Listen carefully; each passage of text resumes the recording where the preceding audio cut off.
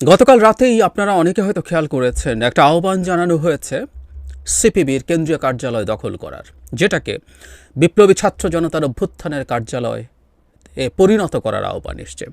এই ভিডিও আপনারা যখন দেখছেন তার কিছুক্ষণ পরই এই ঘটনা ঘটার কথা। আমি রাতে যখন ভিডিওটা রেকর্ড করছি, আমি জানি না রাতে বা সকালেও সরকার আদৌ কতটুকু প্রস্তুতি নিয়েছে এই বিষয়টা নিয়ে।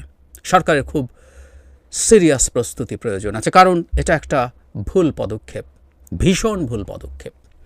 ঘটনাটা হচ্ছে এইরকম যে আজই সিপিবি এবং তার অনেকগুলো সংগঠন মিলিয়ে, তার সাথে তাদের সমমনা সাংস্কৃতিক এবং রাজনৈতিক সংগঠন, এর বাইরে পাহাড়ি ছাত্র পরিষদও আছে, তারা একটা গণমিছিলের আহ্বান জানিয়েছেন কেন্দ্রীয় শহীদ মিনার থেকে। তাদের দাবি হচ্ছে আসিয়া সহ সকল হত্যা, ধর্ষণ, নিপীড়নের বিচার করো, ব্যর্থ স্বরাষ্ট্র উপদেষ্টাকে অপসারণ করো। তারা একটা মিছিল, গণমিছিলের ডাক দিয়েছেন এবং গণমাধ্যমে যে চিঠিটা পাঠানো হয়েছে সেটা লাকি আক্তারের স্বাক্ষরে। কয়েকদিন আগে লাকি আক্তার যখন মাঠে নেমেছেন, তার মাঠে নামাটাকে আমি সন্দেহের দৃষ্টিতে দেখেছি। আমি এখনও আমার সেই অবস্থানটা ধারণ করি, কিন্তু একই সাথে আমি এই কথাটা বলতে চাই। আর পরেই ওই একই দিনই আমি আবার ভিডিও করেছি তাকে এক্ষুনি গ্রেফতার করতে হবে, এমনকি জবাই করা জাতীয় স্লোগান দেওয়া হচ্ছে, শাহবাগীদেরকে ট্যাগ করা হচ্ছে, এগুলোর বিরুদ্ধেও কথা বলেছি।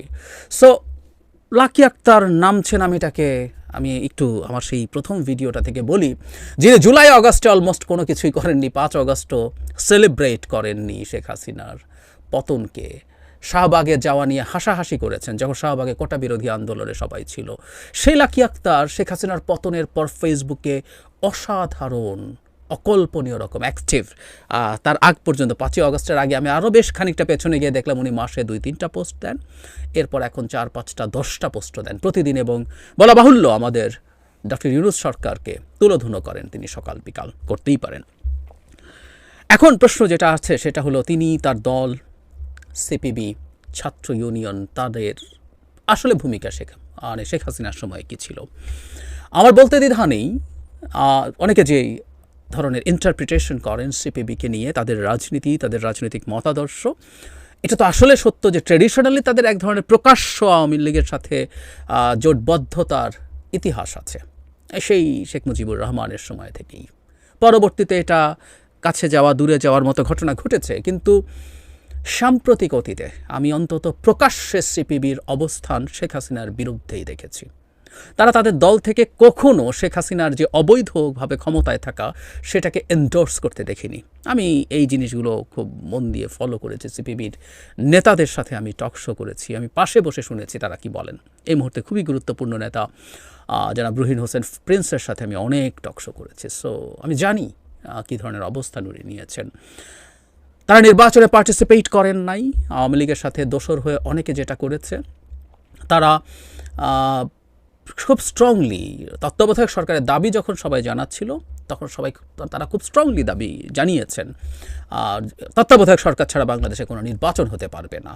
দ্ব্যর্থহীন ভাষায় তারা এগুলো বলেছেন, এ নিয়ে কোনো রকম কোনো দ্বিমতের কিছু নাই। কিন্তু তাদের রাজনীতি আওয়ামী লীগের পক্ষে টু সাম এক্সটেন্ট যায় কিনা আমরা গভীরভাবে তলিয়ে দেখলে এই আলাপটা অযৌক্তিক না, এটা করা যেতে পারে। যেমন ধরি আমি, যেটা মুজাহিদুল ইসলাম সেলিমের একটা আপদ বিপদ তত্ত্ব ছিল, তিনি বলতেন দুই পার্টির একটা হচ্ছে আপদ আর এটা হচ্ছে বিপদ, সুতরাং কোনোটাতেই লাভ নেই।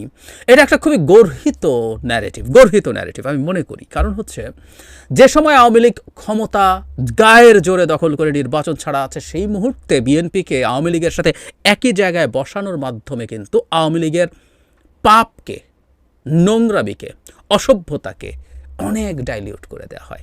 এটা প্রকারান্তরে আওয়ামী লীগকে সমর্থন করাই হয়, কোনো সন্দেহের কিছু নাই, কোনো কনফিউশনের কিছু না। আমরা বহুবার তার আপদ বিপদ তত্ত্ব আপনারা যে কেউ সার্চ করলেই দেখবেন। সো এগুলো আওয়ামী লীগের ঘরে গেছে, তাদের এই ধরনের অ্যাক্টিভিজম, পলিটিক্যাল স্ট্যান্স।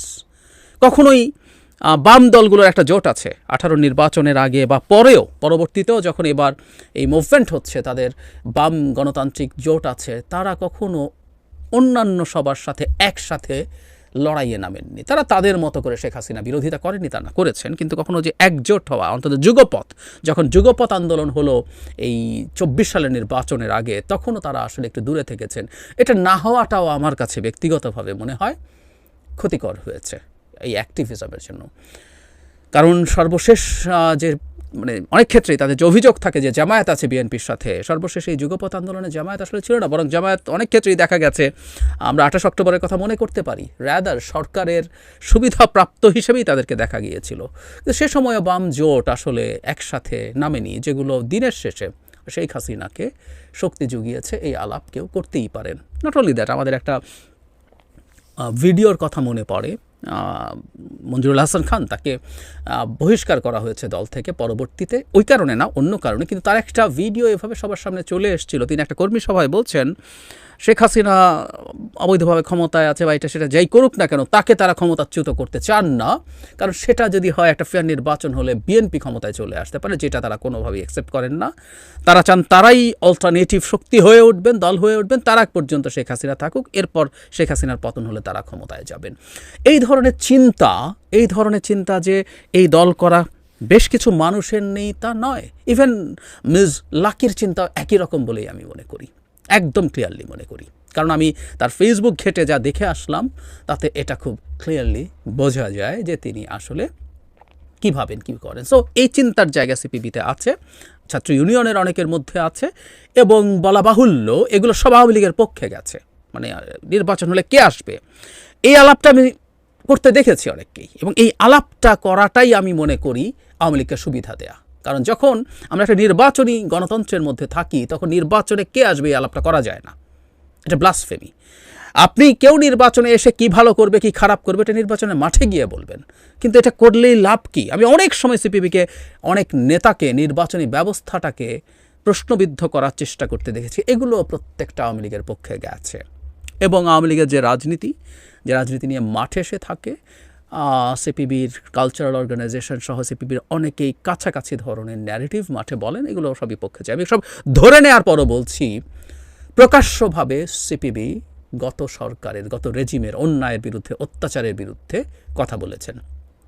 আমি আবারও প্রিন্স ভাইকে কোট করছি, যে মানে তার প্রসঙ্গ আনছি, যে জনাব রুহিন হোসেন প্রিন্স আমি পাশে বসে দেখেছি আওয়ামী লীগের দুর্নীতি দুঃশাসনের বিরুদ্ধে কীভাবে কথা বলেছেন।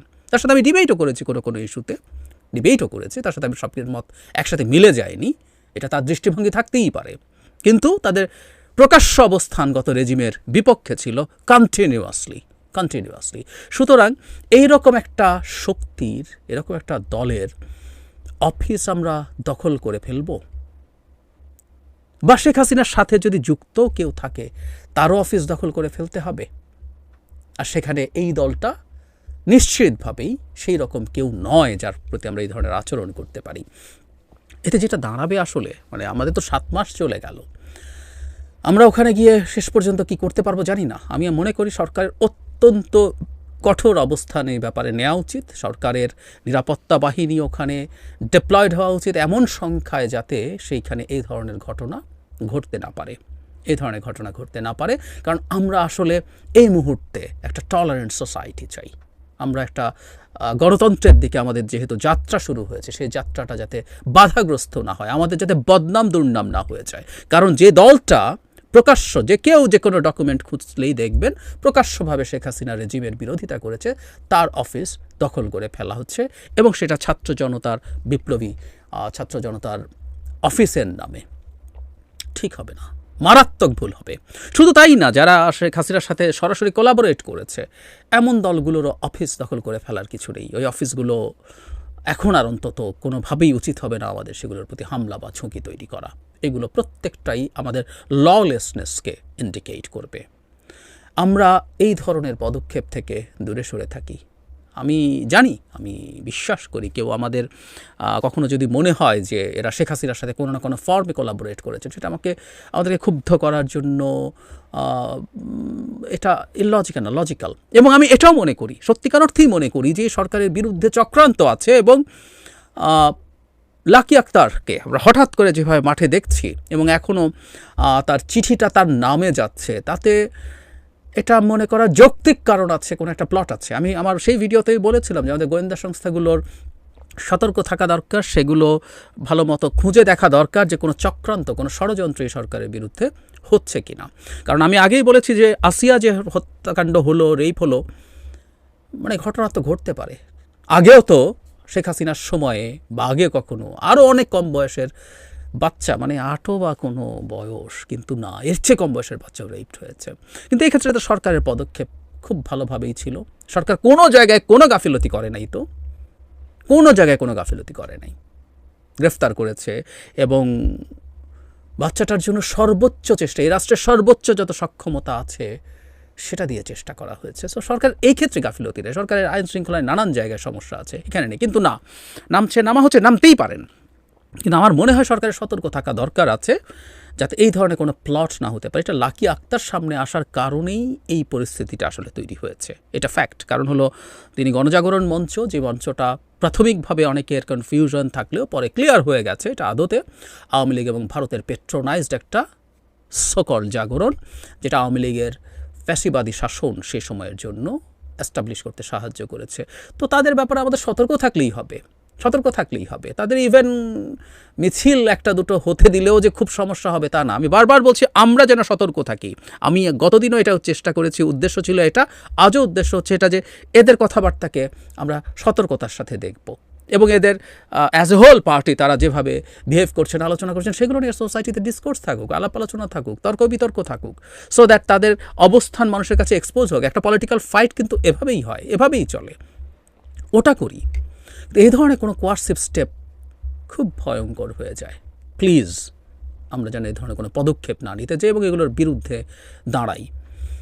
শেষে একটা কথা একটু হঠাৎ করেই মনে পড়লো, উইচ ইজ ইন্টারেস্টিং। ইদানিং দেখি আমাকে আক্রমণ করার জন্য অনেকে লেখেন, মানে জামায়াতে ইসলামীর বিরোধিতা করাতে আমাকে ইসলাম বিদ্বেষী এক ধরনের ট্যাগ দেওয়ার চেষ্টা। জামাতের এসব ট্যাগ আমি চিনি। একই সাথে আরেকটা ট্যাগ দেওয়ার চেষ্টা হচ্ছে, আমি নাকি ঢাকা মেডিকেল কলেজে পড়ার সময় ছাত্র ইউনিয়ন করতাম। আমি জানি অনেকেই এখন লেখা শুরু করবেন, এমনকি এই ভিডিও না দেখেই লিখবেন আমি তো ছাত্র ইউনিয়ন করেছি সে কারণে এসব বলেছি। ছাত্র ইউনিয়ন করলে আমার কোনো সমস্যা ছিল না, সত্যিই সমস্যা ছিল। আমি জীবনে কোনোদিন কোনো ছাত্র রাজনীতিই করিনি, সুতরাং ওটা কোনো ম্যাটার করে না। আমি যে পার্টিই করি না কেন, যাই করি না কেন, ইভেন আমি জামাত শিবিরের অধিকার নিয়ে বহু কথা বলেছি, জামাত শিবিরের অফিসে তালা দিয়ে রাখা হতো সেটা নিয়ে কথা বলেছি। আমি তো কোনোদিনও জামাত বিরোধী, মানে জামাত শিবির করি তো নাই, আমি তাদের রাজনীতির বেশ কট্টর একজন সমালোচক।